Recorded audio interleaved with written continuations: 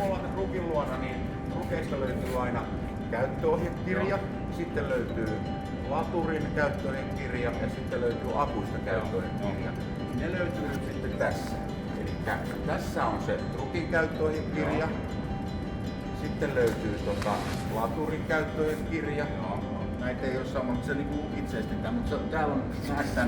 Ja tässähän sä nyt näet tosiaan, kun tää kieli niin on aina 48 volttinen. Niin nää on nykyään, nää ei mene väärään pistokkeen. 2, 4, 4, 8 ja 80 volttinen.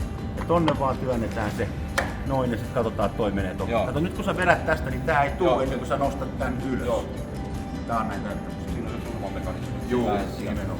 Akun lukitukset katot, että ne on paikallaan ja tälleen. Elikkä kun otetaan tää työntö-mastorukki latauksesta pois, niin meidän pitää painaa täältä tautopainiketta. Tosta painetaan se tavallaan sammuksiin. Näin. Ja nyt se on sammutettu, nyt ei ole mitään vaaraa. Sitten me irrotetaan tämä latauspistoke. Elikkä täältä otetaan pistoke irti. Aina näistä kahvoista. Tälleen näin. Ja ei lasketa tätä kädestä, vaan lasketaan se tohon ja laitetaan kohta tänne. No niin Antti, nyt menet rukkiin minun ohjeiden mukaisesti istumaan.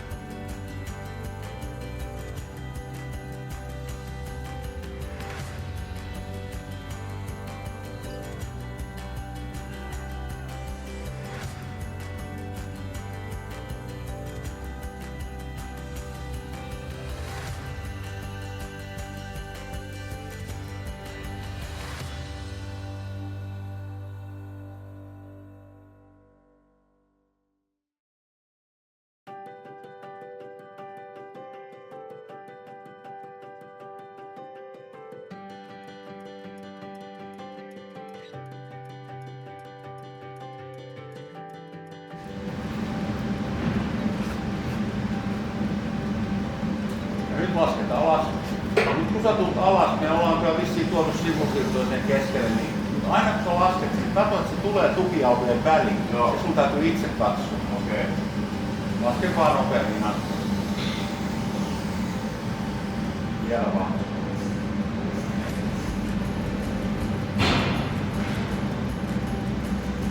Näitkö sä noin sivutuet? Joo, näin. Se tulee siihen keskelle. Hyvä.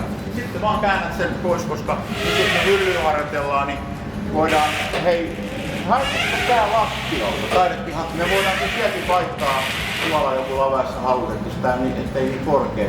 Tai sitten vaikka välikorkeus jotain reinaa. Siinä sä näkisit ehkä paremmin ton ja sitä kun sä toistasit. Kannattaa toi painokääntää terä edellä.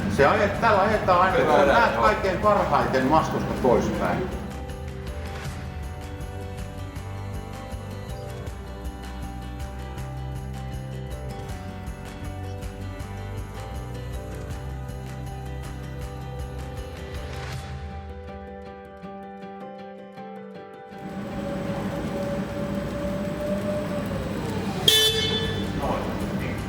No niin Antti, nollasta lähdettiin kun tulit ovesta sisään ajamaan rukkia. Teoria olisi käynyt jo 5 vuotta sitten ja uusinta on vielä teoria, mutta ajettiin, niin nyt on lavanotto jätetty moneen kertaan harjoiteltu.